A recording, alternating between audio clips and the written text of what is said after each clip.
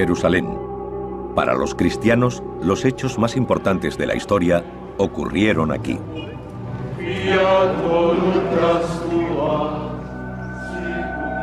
La Biblia dice que esta es la ciudad donde vivió Jesús sus últimos días y donde fue crucificado. Lo que ocurrió aquí cambió el mundo. 2000 años después, la ciudad también ha cambiado. Destruida y reconstruida más de 20 veces en otros tantos siglos. Solo quedan fragmentos, rastros y ruinas de la ciudad que conocería Jesús. Ahora, gracias a décadas de investigación, podemos revelar cómo habría sido con modelos gráficos en 3 dimensiones. Las calles y puertas por las que pudo caminar. La compleja red de abastecimiento de agua que sació la sed de esta desértica ciudad. Las piscinas donde, según algunos, Jesús hizo milagros.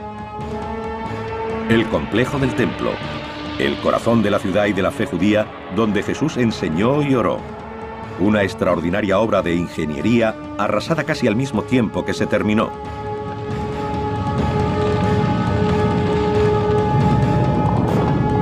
Revelaremos el mundo perdido de los evangelios, el Jerusalén de Jesús.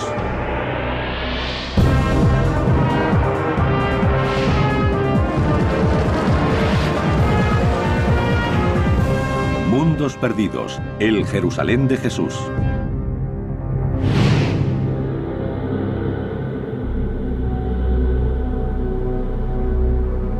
En tiempos de Jesús, Jerusalén era el corazón de Judea, el reino de los judíos, un pueblo definido por su religión. Para ellos, era el lugar más importante del mundo.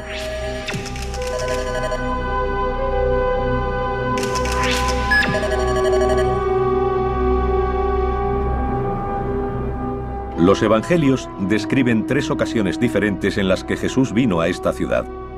40 días después de su nacimiento, cuando sus padres lo llevaron para presentarlo en el templo. A los 12 años, cuando departió con los doctores, y la última semana de su vida. Entró triunfante en la ciudad y salió para morir en la cruz. En el siglo I, Jerusalén era el centro del mundo judaico. Había un fuerte contraste entre el lugar de donde provenía y el Jerusalén al que llega. Su hogar era Nazaret, un pequeño pueblo a 120 kilómetros al norte. Nazaret tenía fama de rudo y primitivo. Todo lo contrario a Jerusalén. Llegaba del campo a la ciudad. Cuando Jesús entró por primera vez en Jerusalén, debió quedarse sobrecogido por esa construcción enorme, en comparación con lo que había alrededor. Esta edificación es el Monte del Templo. Para los investigadores que intentan reconstruir el aspecto de la ciudad en el siglo I, supone un desafío singular. La mayor parte desapareció al ser destruido décadas después de la muerte de Jesús por el ejército romano. Y como es lugar sagrado para 3 de las grandes religiones del mundo, el judaísmo, el cristianismo y el islam, no se han permitido las excavaciones desde hace más de 150 años. Sin embargo, a través de un trabajo detectivesco y el estudio de documentos antiguos, ahora es posible reconstruir el Monte del Templo como Jesús lo conoció y descubrir los secretos de su construcción. Fue idea de Herodes el Grande, rey de Judea en la época del nacimiento de Jesús. Los logros de Herodes siempre se verán ensombrecidos por lo que de él se escribe en la Biblia. Ordenó la matanza de los recién nacidos, intentando acabar con Jesús. Herodes tiene muy mala fama en la historia, pero fue un hábil administrador y un constructor visionario. No solo por lo que hizo por agrandar el templo y el monte del templo, También construyó la extraordinaria fortaleza de Masada y el palacio de Herodes. Quería ser recordado. Quería ser Herodes el Grande. El mundo en el que vivió Jesús fue organizado por el que quiso matarlo. Hacia el año 15 a.C., Herodes había decidido construir un nuevo templo, mucho más grande que el que había. Triplicaría el tamaño del existente para cubrir una extensión equivalente a 25 campos de fútbol. Y lo rodearía de enormes murallas. Pero se enfrentó a dos grandes problemas. Primeramente, para el pensamiento judío solo había una localización posible para el templo. Habría que demoler la construcción existente y los sacerdotes no confiaban en él, no creían que pudiera terminar su obra. Para demostrar sus buenas intenciones, mandó extraer toda la piedra necesaria para el nuevo edificio antes de comenzar las obras. 1 millón de toneladas. De todos los rincones de la ciudad. Tardaron 8 años. El mayor desafío era que la cima del monte del templo terminaba en pico, no en meseta. Y era demasiado pequeña para los planes de Herodes.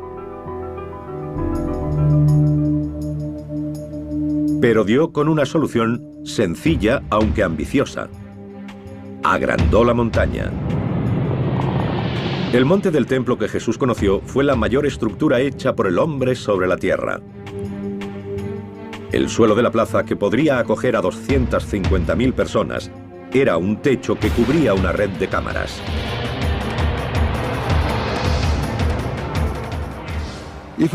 En el monte del templo actual vemos una gran zona lisa nivelada, pero está construida artificialmente. Hay una montaña oculta en el centro. La montaña sería así, y lo que se añadió es suelo suspendido hasta aquí, sostenido por murallas en los extremos. ¿Cómo se suspende un suelo así? Con multitud de arcos y cámaras debajo. En el extremo suroeste del monte del templo hay 4 niveles de arcos que forman salas abovedadas. Cada arco mide 6 metros de ancho por 6 de alto.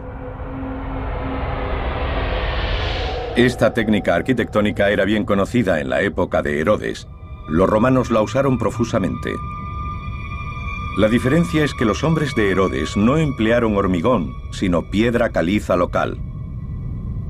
El resultado fue una obra de ingeniería perfectamente ejecutada con 3 grandes ventajas. Era resistente, como para aguantar el peso de decenas de miles de peregrinos. Era duradera. Debía durar eternamente. 2000 años después, el mismo edificio sigue ahí, resistente e impresionante. Y era ligera. Si Herodes hubiera probado la otra alternativa, que consistía en colmatar este espacio, la carga sobre los muros habría resultado excesiva. Tendrían que haberlos hecho más gruesos o se habrían derrumbado.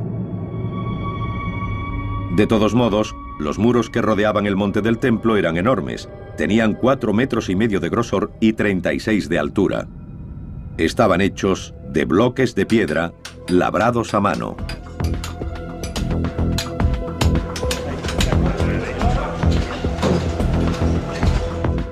El monte del templo tiene 1,5 kilómetros de circunferencia.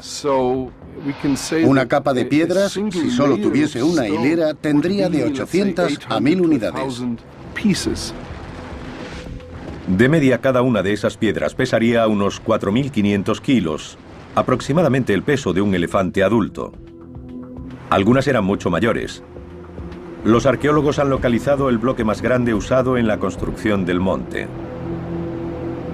Se encuentra en lo que se conocen como los túneles rabínicos.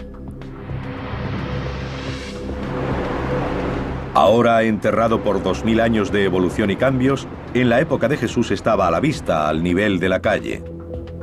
La doctora Jody Magnes es una experta mundial en la arquitectura del Jerusalén de Jesús.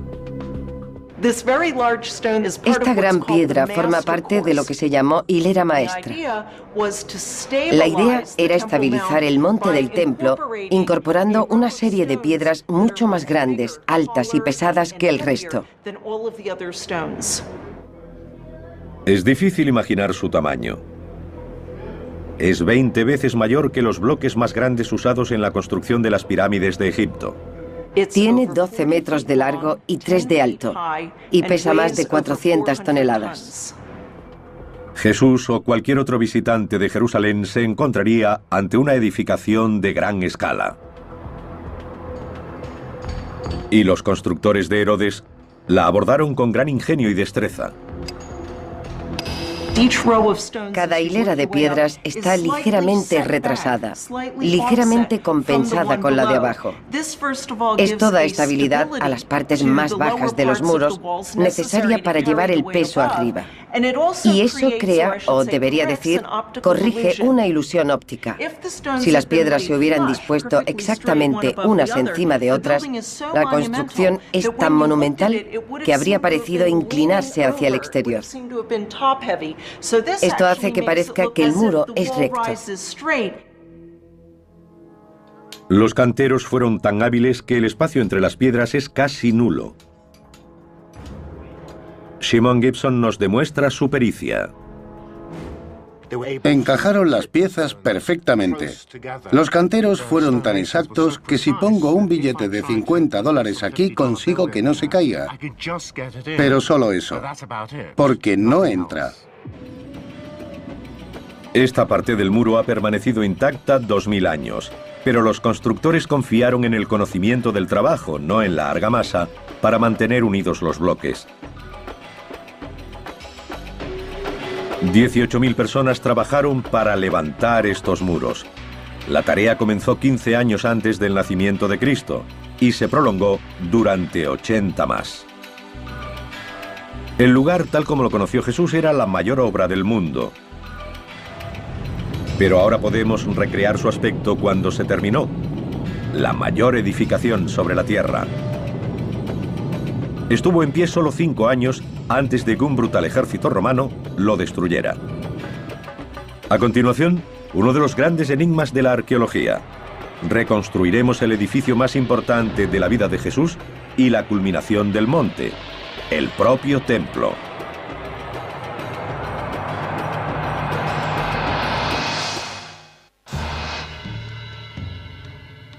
Según el Evangelio de San Marcos, Jesús señaló hacia el monte del templo de Jerusalén y dijo: ¿Veis estos grandes edificios? No quedará piedra sobre piedra que no sea derribada. 40 años después, estas palabras demostraron ser proféticas. El ejército romano, aplastando una revuelta judía, destruyó el templo. Para los investigadores actuales, el resultado es uno de los retos más seductores de la arqueología bíblica. Recrear el templo como se alzaba en medio del monte. Se ha necesitado el trabajo de generaciones de científicos y eruditos para construir una imagen de lo que Jesús habría visto cuando llegó aquí. Al entrar en el monte del templo, cruzaría una serie de patios o espacios abiertos. Pasaría ante una señal escrita en griego, advirtiendo a todos los extranjeros, o no judíos, de una muerte segura si traspasaban cierto punto. Después llegaría al patio de las mujeres, el último lugar donde estaba permitida la presencia femenina. Era el patio exterior del propio templo o santuario. Al subir 15 peldaños semicirculares, llegaría a la puerta bella que llevaba al patio de Israel, abierto solo para judíos varones purificados según el ritual. Jesús no podía haber pasado de ese punto porque solo los sacerdotes podían entrar en el templo. Al Sancta Sanctorum, en la parte trasera del templo, solo podía entrar el sumo sacerdote una vez al año, el día de la expiación. Reuniendo las pruebas de las fuentes escritas, es posible establecer el aspecto exterior de este santuario tan celosamente guardado. Los arqueólogos han calculado su altura comparándolo con la edificación existente en la actualidad, la cúpula de la roca musulmana. El edificio musulmán tiene exactamente la mitad de la altura del templo en tiempos de Herodes y Jesús. Esta estructura cavernosa tenía la altura de un edificio de 15 pisos. Nuestros investigadores quieren saber cómo se las arreglaron los constructores del templo para erigir tal edificio con las herramientas y grúas tan primitivas de la época. Es evidente que se habría requerido gran cantidad de mano de obra. Los relatos dicen que debido a la condición sagrada de cada piedra del edificio, 1000 sacerdotes fueron adiestrados como canteros. El Dr. Guy Stabile ha identificado rastros de las canteras. Es increíble que esta curva se haya conservado tan bien. En una gruta a 3 kilómetros de Jerusalén ha encontrado una serie de marcas de cincel. Tienen la misma forma que las piedras usadas para construir el monte del templo de Herodes. Aquí podemos ver una línea horizontal y aquí abajo otra vertical. Se ve el filo de cada una. Usaron picos para ir haciendo las hendiduras y barras para hacer palanca y arrancar la piedra de la cueva, de la pared de la cueva. Algunas de esas herramientas se siguen usando hoy. Pero en la época de Jesús, los trabajadores no disponían de camiones o excavadoras. Aquí se ve que a partir de la marca del cincel hay una línea muy clara. Cuando se sacaba la piedra, se podía dar la forma exacta que querían los arquitectos. Todo eso se hacía aquí, porque después había que arrastrar los bloques hasta el monte del templo o a otra zona de construcción.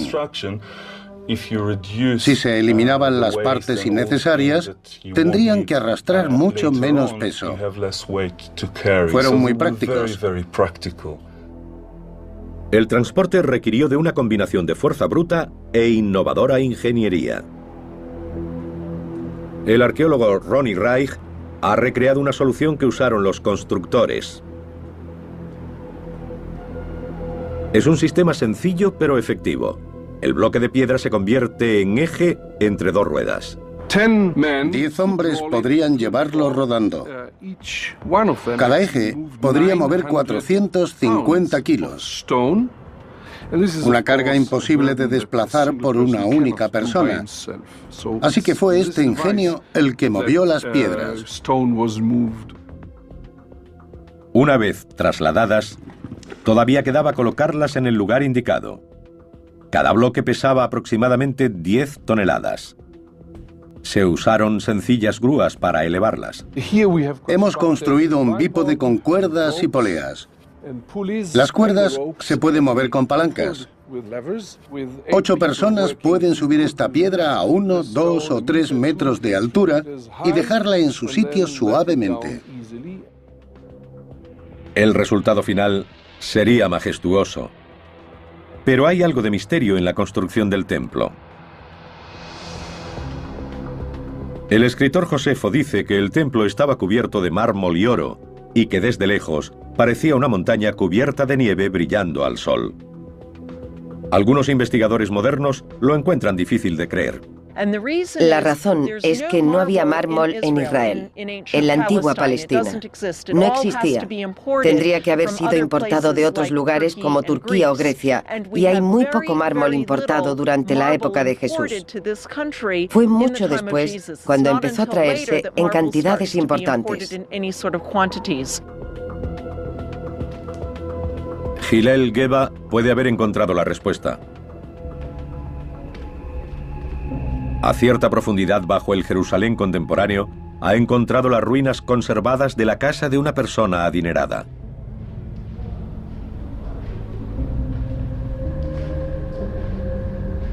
Los muros y techos están cubiertos de complejos dibujos. Y estos muestran que los constructores de Jerusalén trabajaron el yeso creando la ilusión de que era piedra. Este muro ha sido tallado para imitar los bloques que conformaron los muros del monte del templo. Esta es una imitación en escayola de la construcción de grandes bloques. Cada bloque tenía un marco. Está en blanco, sin decoración, pero hay otros ejemplos que la tienen. Parece posible que en la fachada del santuario se usara una ingeniosa técnica. En mi opinión, cuando nuestras fuentes describen el templo con mármol o cubierto de mármol, lo que realmente quieren decir es que el edificio estaba hecho de una brillante piedra blanca, o quizá de piedra cubierta de estuco brillante.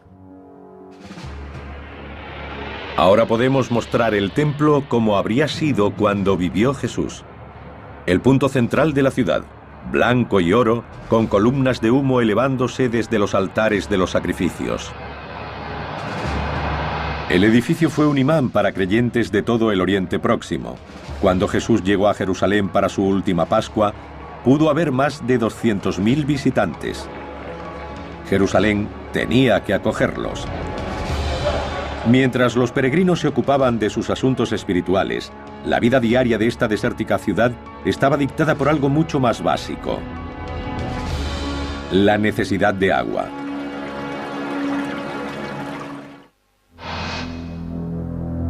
La tradición dice que una semana antes de su muerte, Jesús hizo su entrada triunfal en la ciudad de Jerusalén. La multitud se congregó para darle la bienvenida, cantando y agitando palmas. Muchos eran sus seguidores, pero la ciudad ya estaba llena de gente que había llegado para celebrar la fiesta de la Pascua. La población normal de Jerusalén en tiempos de Jesús era de algo menos de 30.000 personas. Pero durante la época de las fiestas, en ese caso la Pascua, podía llegar a haber 10 veces más, unas 300.000. En ese momento Jerusalén era el asentamiento de mayor crecimiento de Oriente Próximo. Recibía más de 1 millón de visitantes al año. Nuestros investigadores han intentado hacerse una idea del probable aspecto de la ciudad y de cómo lograban acoger a aquel enorme flujo de gente. Algunos de los beneficios eran claros y evidentes. Los peregrinos llevaban riqueza. La propia construcción del templo generó mucho dinero. Los peregrinos que llegaban a Jerusalén tenían que gastar dinero en comida, alojamiento, regalos y recuerdos a lo largo de su camino. Y por supuesto, pagar los impuestos del templo y los sacrificios. Décadas de excavaciones en el muro occidental del templo han descubierto los restos de una calle de 9 metros de ancha y 900 de larga, que funcionaba como un centro comercial. Es conocida como la calle de Herodes. Jesús habría caminado por aquí. Esta es la calle principal de Jerusalén. Hay que imaginarse el gran número de personas que venían aquí para comprar y vender en los muchos puestos callejeros. Todos eran peregrinos. Era el corazón de Jerusalén. Algunos arqueólogos llaman a este lugar Wall Street, reconociéndolo como el corazón económico de la ciudad. También han reunido pruebas de la relación entre esos intereses comerciales y la vida espiritual del templo. El examen de la muralla en el extremo meridional de la calle revela los restos de un arco. Es conocido como el Arco de Robinson. Con más de 15 metros de altura y una envergadura de al menos 12, sirvió como una de las principales entradas al complejo. Y en su base, situados contra los muros del monte del templo, habría puestos que venderían productos a los peregrinos.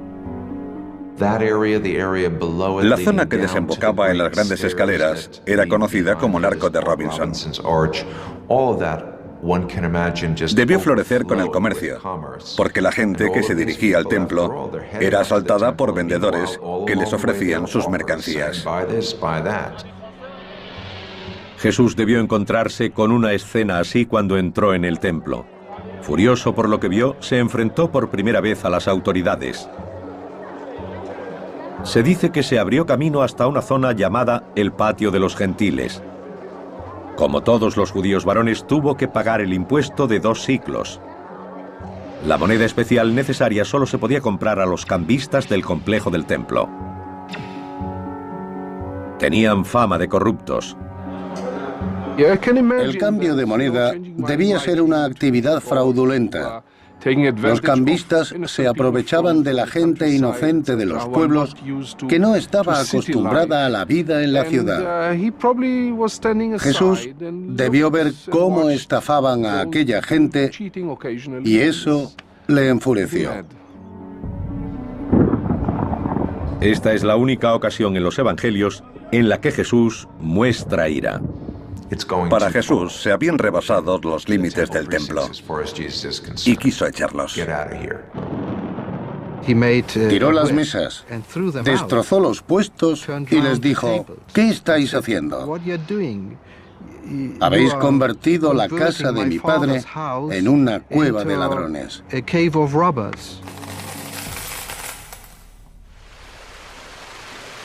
Los peregrinos proporcionaban ingresos a la ciudad, pero también tenían que recibir cosas a cambio, y el recurso más valioso de Jerusalén era el agua. Jerusalén era y es una ciudad desértica. Está a 760 metros sobre el nivel del mar. El río más cercano está a 40 kilómetros de distancia. ¿De dónde conseguían esos miles y miles de personas agua para beber? Había 30 cisternas de agua de lluvia repartidas por la ciudad. La más grande albergaba un volumen equivalente a 20 piscinas olímpicas, y aún así apenas se cubría la demanda. Debían congregarse alrededor de las cisternas. Esperaban su turno porque había poca agua y muchos peregrinos. La gente no solo necesitaba agua para uso doméstico. Necesitaban una cantidad enorme para las purificaciones. Tenían que estar puros para subir al templo y visitarlo. Como parte de sus prácticas religiosas diarias y especialmente antes de ir al templo, todos los judíos debían lavarse en lo que se llamaba agua viva. Jerusalén tenía muchas piscinas diseñadas para este propósito llamadas mikvahs. En la más grande y frecuentada, la piscina de Siloé, fue donde Jesús hizo uno de sus últimos milagros. El Evangelio de San Juan nos dice que Jesús curó a un ciego. Cogió tierra del suelo, escupió, le untó el lodo en los ojos y le dijo: ve y lávate en la piscina de Siloé. Un descubrimiento fortuito durante unos trabajos de ingeniería en una tubería cercana llevó a Ronnie Reich a localizar el lugar exacto de la piscina y a comprender lo grande que era. Alimentada por uno de los manantiales de Jerusalén a través de un túnel de 500 metros, habría cubierto cerca de 2.000 metros cuadrados.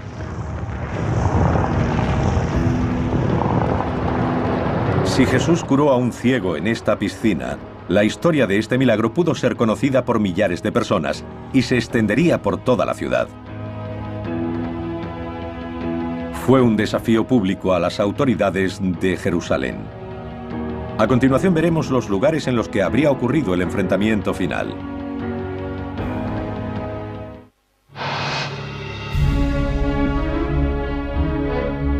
A medida que investigadores, arqueólogos y eruditos bíblicos intentan comprender la metrópolis que fue Jerusalén en tiempos de Jesús, emerge una imagen extraordinaria.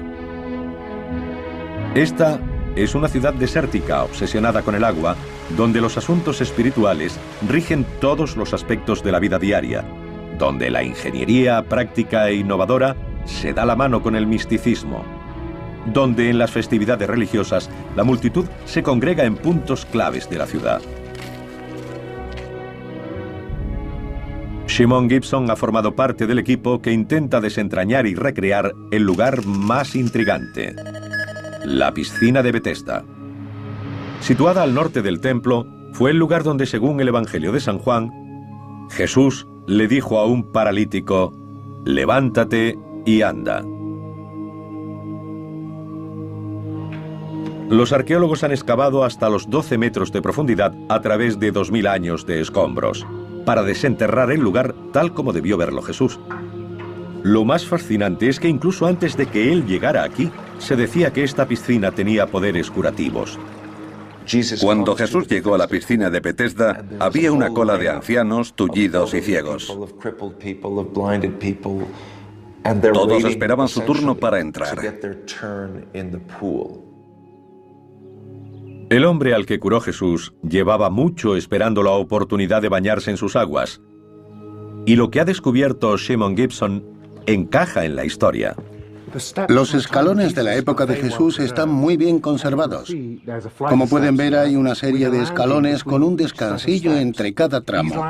Esos rellanos encajan bien con la historia del Evangelio de San Juan, que dice que los enfermos se metían en la piscina y Jesús hacía los milagros. Los enfermos eran llevados a descansar en los rellanos de los escalones y a bañarse en sus aguas, porque hacían burbujas y se volvían rojas como sangre. Shimon Gibson investiga el sistema oculto de túneles y pozos que regularon el paso del agua a la piscina de Betesda.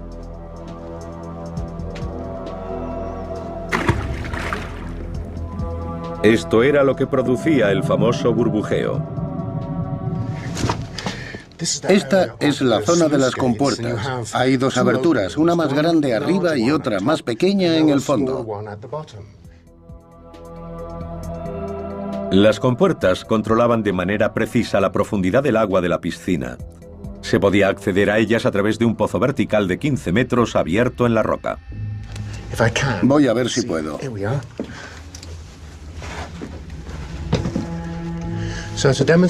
Estoy subiendo por aquí para demostrar cómo lo hizo la gente de aquella época. Aproximadamente por aquí habría un sistema de poleas que habrían usado para subir la compuerta. Un duro trabajo, pero fue un sistema ingenioso. Shimon también ha encontrado una explicación a la aparente presencia de sangre en el agua. En esta roca se ve una fisura y en ella hay tierra rojiza. Dentro del muro del túnel cortado entre las dos piscinas es incluso más roja. Cuando el agua pasaba hacia la piscina septentrional, los que se metían para purificarse pensarían que era sangre lo que salía del agua.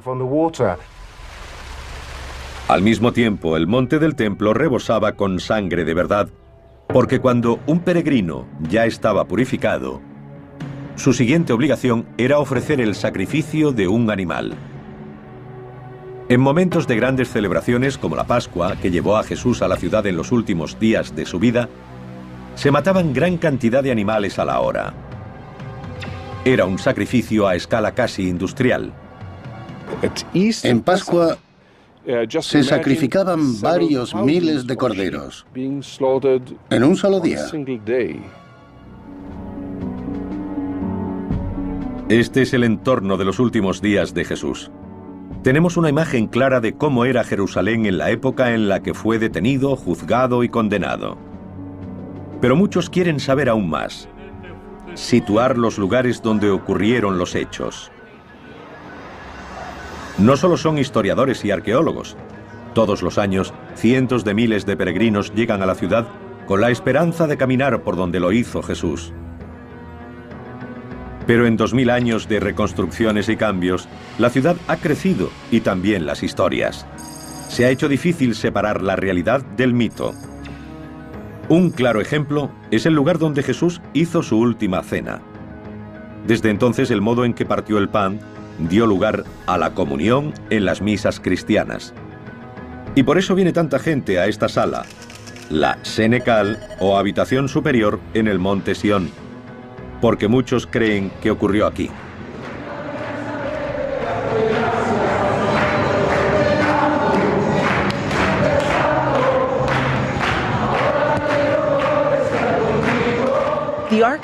La arquitectura de la habitación, que hoy es identificada como la de la Última Cena, es muy posterior a la época de Jesús. Los arcos o las bóvedas de crucería de la sala son de estilo medieval. Es una arquitectura que no llegaría hasta 1000 años después del tiempo de Jesús. Estos techos abovedados pertenecen al siglo XII, cuando los ejércitos cruzados europeos luchaban con las fuerzas musulmanas por el control de Tierra Santa. No tenemos pruebas arqueológicas de que la última cena se celebrara en esta sala, ni siquiera en la zona donde está situada. Es la tradición que ha identificado el lugar como escenario de la última cena. En este lugar se alzó una de las primeras iglesias cristianas, pero también hay una mezquita y acoge otros edificios. Es posible que la última cena se celebrara en una casa particular de Jerusalén.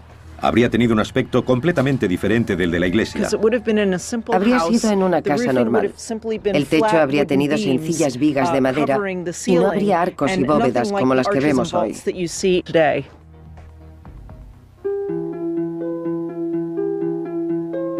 Los evangelios dicen que después de la última cena, Jesús se marchó con 3 de sus discípulos al huerto de Getsemaní.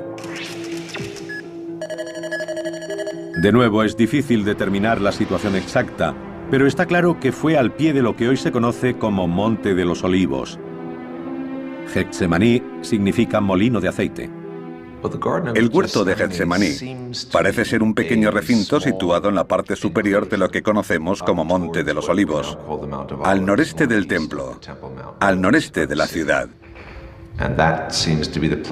Parece ser el lugar donde Jesús subió a orar la noche anterior a ser detenido. Tras una noche de oración, fue apresado por hombres que actuaban en nombre de las autoridades del templo. Jesús fue prendido en el huerto de Getsemaní antes del amanecer, en la hora más oscura antes del amanecer. La pregunta es, ¿dónde fue llevado? Este es el gran desafío de los investigadores: trazar la secuencia de los hechos conocidos como la Pasión de Cristo. 2000 años después intentarán reconstruir los pasos que llevaron a Jesús hasta su crucifixión.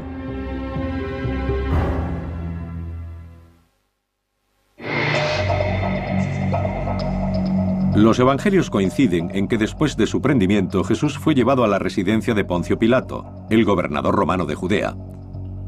Esto tiene sentido histórico. El Imperio Romano ejercía un férreo control sobre la ciudad.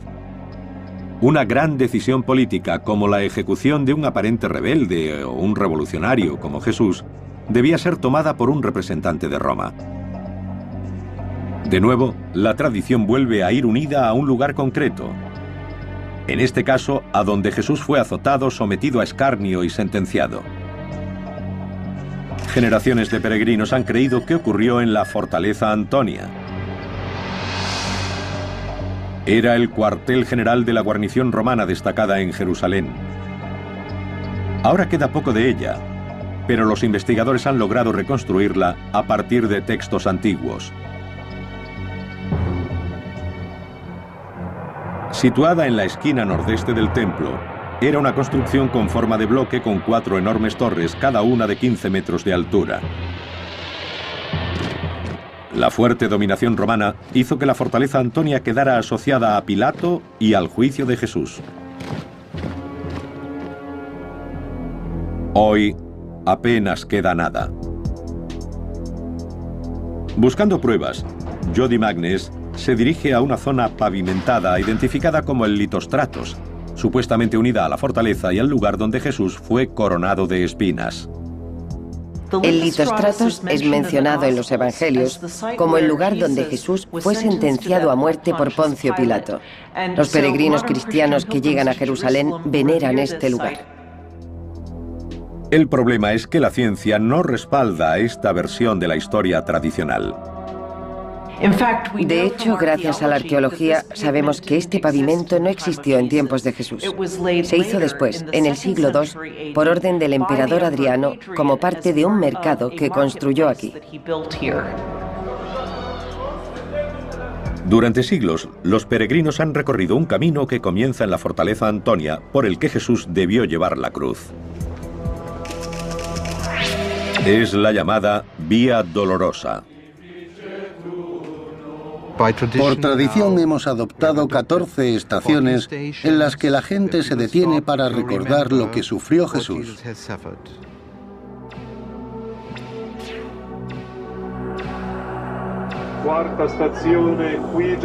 Pero apenas hay pruebas de que este sea el camino correcto. Puede que la gente esté equivocada al querer seguir los pasos de Jesús en el punto y lugar donde se enfrentó a Poncio Pilato, donde los soldados lo tuvieron en cautividad y donde le clavaron la corona de espinas. La afirmación de que este es el camino que siguió Jesús está basada en una idea errónea, que la residencia de Pilato y el cuartel general de las tropas eran el mismo lugar. Los datos recientes sugieren que Pilato probablemente vivió en otro edificio, un palacio construido por Herodes.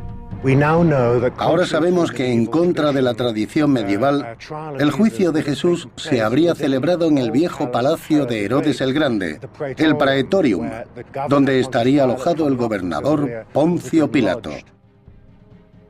No se han encontrado rastros de este palacio, pero sabemos que estuvo situado al suroeste del templo. Y si esta fuera la residencia de Pilato y Jesús fue llevado hasta allí, entonces no habría seguido la vía dolorosa. El Jerusalén moderno no es la ciudad que conoció Jesús y es casi imposible que nadie pueda seguir el mismo recorrido que hizo él. Para la mayoría de los peregrinos, lo verdaderamente importante es la dimensión espiritual del camino. Hay pruebas que sugieren que sabemos dónde murió y fue enterrado. Las escrituras hablan del Gólgota, el lugar de la calavera, como el sitio donde murió. Hoy, como han hecho durante 1500 años, los creyentes dicen que ese lugar estuvo aquí, donde se alza la iglesia del Santo Sepulcro, en el centro de Jerusalén.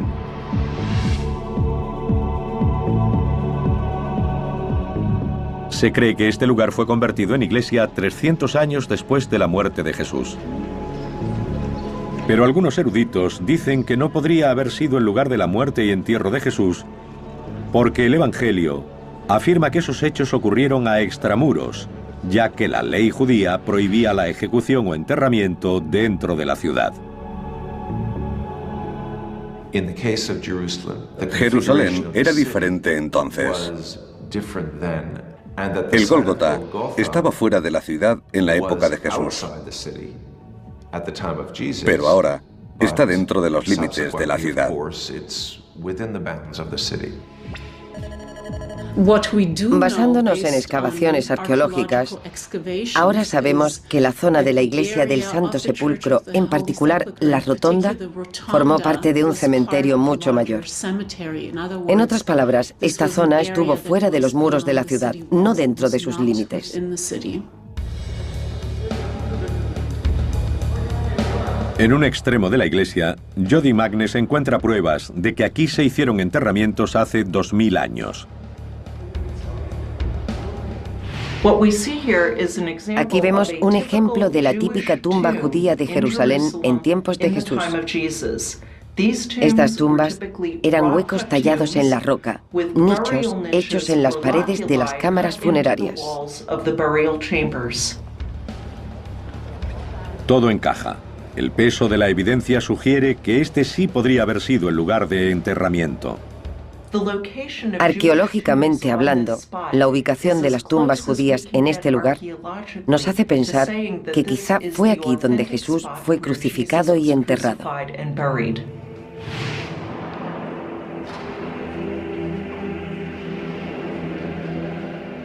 Jerusalén es una ciudad extraordinaria y podemos recrear una detallada imagen de cómo fue hace 2000 años. Hemos sido capaces de reconstruir el siglo I de Jerusalén física y espiritualmente. Algunos restos hemos tenido que excavarlos porque estaban ocultos bajo el suelo, pero otros siguen ahí, formando parte importante de la ciudad de Jerusalén.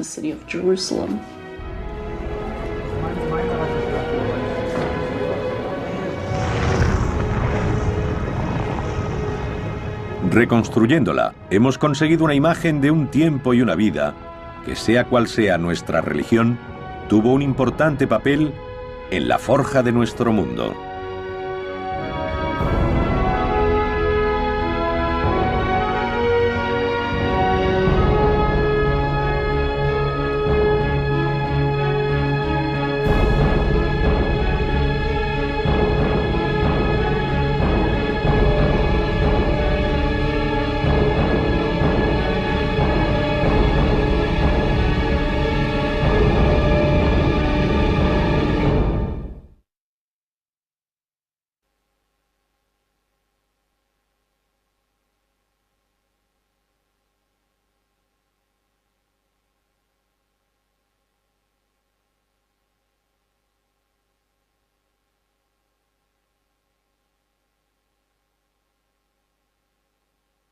Mundo.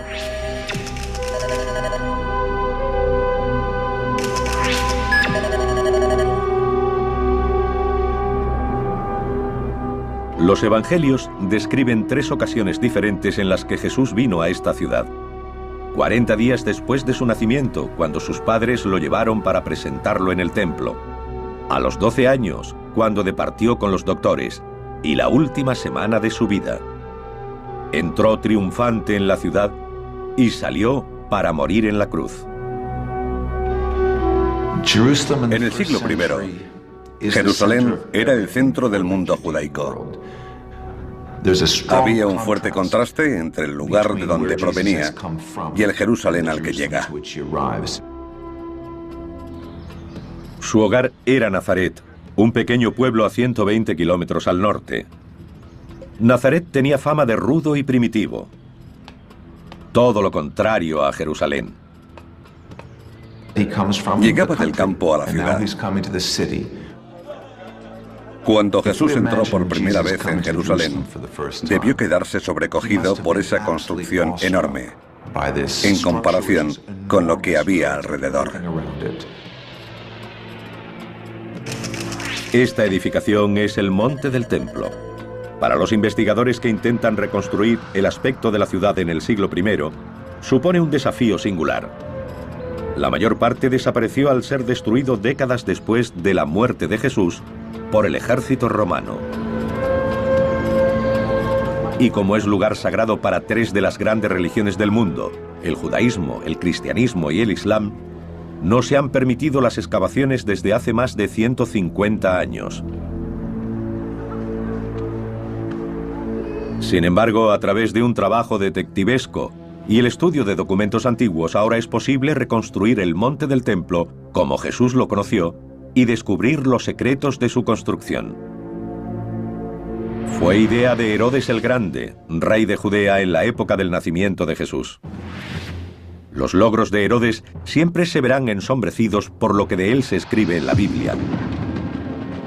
Ordenó la matanza de los recién nacidos, intentando acabar con Jesús. Herodes tiene muy mala fama en la historia, pero fue un hábil administrador y un constructor visionario. No solo por lo que hizo por agrandar el templo y el monte del templo. También construyó la extraordinaria fortaleza de Masada y el palacio de Herodes. Quería ser recordado. Quería ser Herodes el Grande. El mundo en el que vivió Jesús fue organizado por el que quiso matarlo. Hacia el año 15 a.C., Herodes había decidido construir un nuevo templo, mucho más grande que el que había. Triplicaría el tamaño del existente para cubrir una extensión equivalente a 25 campos de fútbol. Y lo rodearía de enormes murallas. Pero se enfrentó a 2 grandes problemas. Primeramente, para el pensamiento judío solo había una localización posible para el templo. Habría que demoler la construcción existente y los sacerdotes no confiaban en él, no creían que pudiera terminar su obra. Para demostrar sus buenas intenciones, mandó extraer toda la piedra necesaria para el nuevo edificio antes de comenzar las obras. 1 millón de toneladas. De todos los rincones de la ciudad. Tardaron 8 años. El mayor desafío era que la cima del monte del templo terminaba en pico, no en meseta, y era demasiado pequeña para los planes de Herodes. Pero dio con una solución sencilla, aunque ambiciosa.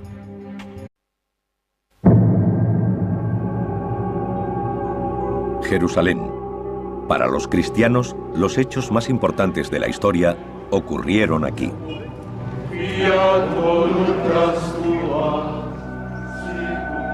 La Biblia dice que esta es la ciudad donde vivió Jesús sus últimos días y donde fue crucificado. Lo que ocurrió aquí cambió el mundo. 2000 años después, la ciudad también ha cambiado. Destruida y reconstruida más de 20 veces en otros tantos siglos. Solo quedan fragmentos, rastros y ruinas de la ciudad que conocería Jesús. Ahora, gracias a décadas de investigación, podemos revelar cómo habría sido con modelos gráficos en 3 dimensiones. Las calles y puertas por las que pudo caminar. La compleja red de abastecimiento de agua que sació la sed de esta desértica ciudad. Las piscinas donde, según algunos, Jesús hizo milagros. El complejo del templo, el corazón de la ciudad y de la fe judía, donde Jesús enseñó y oró. Una extraordinaria obra de ingeniería arrasada casi al mismo tiempo que se terminó.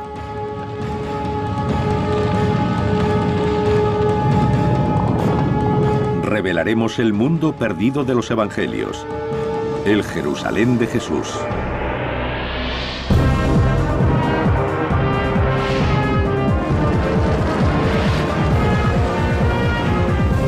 Mundos perdidos, el Jerusalén de Jesús.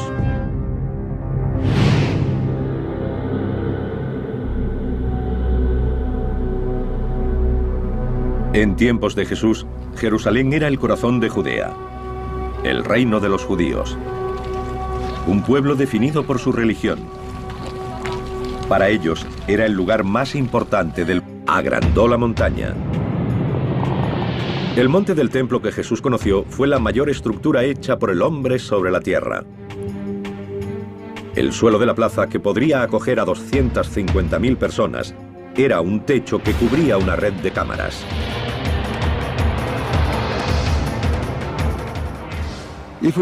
En el monte del templo actual vemos una gran zona lisa nivelada, pero está construida artificialmente.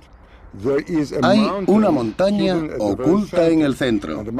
La montaña sería así, y lo que se añadió es suelo suspendido hasta aquí, sostenido por murallas en los extremos. ¿Cómo se suspende un suelo así? Con multitud de arcos y cámaras debajo. En el extremo suroeste del monte del templo hay 4 niveles de arcos que forman salas abovedadas. Cada arco mide 6 metros de ancho por 6 de alto. Esta técnica arquitectónica era bien conocida en la época de Herodes. Los romanos la usaron profusamente. La diferencia es que los hombres de Herodes no emplearon hormigón, sino piedra caliza local. El resultado fue una obra de ingeniería perfectamente ejecutada con 3 grandes ventajas. Era resistente, como para aguantar el peso de decenas de miles de peregrinos. Era duradera. Debía durar eternamente. 2000 años después, el mismo edificio sigue ahí, resistente e impresionante. Y era ligera. Si Herodes hubiera probado la otra alternativa, que consistía en colmatar este espacio, la carga sobre los muros habría resultado excesiva. Tendrían que haberlos hecho más gruesos o se habrían derrumbado. De todos modos, los muros que rodeaban el monte del templo eran enormes. Tenían 4,5 metros de grosor y 36 de altura. Estaban hechos de bloques de piedra labrados a mano.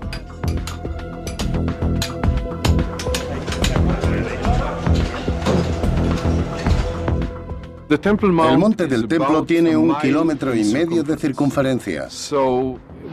Una capa de piedras, si solo tuviese una hilera, tendría de 800 a 1000 unidades.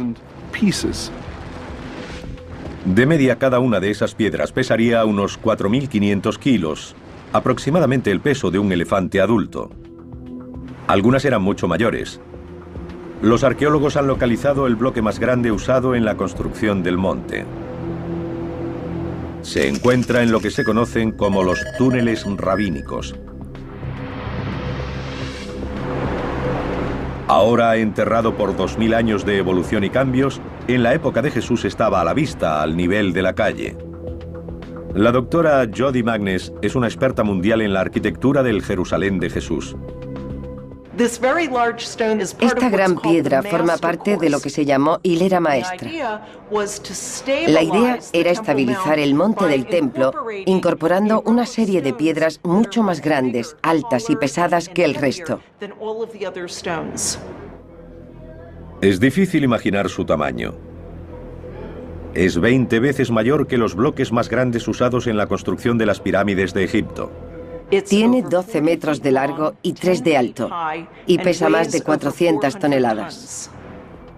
Jesús o cualquier otro visitante de Jerusalén se encontraría ante una edificación de gran escala. Y los constructores de Herodes la abordaron con gran ingenio y destreza. Cada hilera de piedras está ligeramente retrasada, ligeramente compensada con la de abajo. Es toda estabilidad a las partes más bajas de los muros, necesaria para llevar el peso arriba. Y eso crea, o debería decir,